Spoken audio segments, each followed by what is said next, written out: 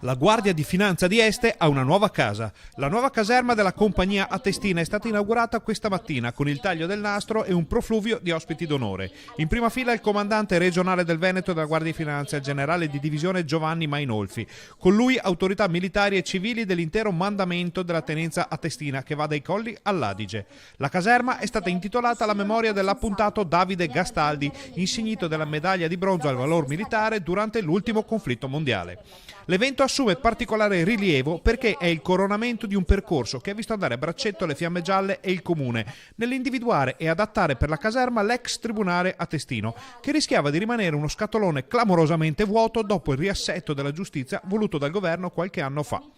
L'affitto che la finanza pagava alla Curia per la precedente sistemazione, un palazzo nel centro storico di Este, era ritenuto troppo oneroso e il Tribunale, opportunamente sistemato grazie alla collaborazione con l'amministrazione cittadina, ha rappresentato la soluzione in grado di mettere d'accordo tutti.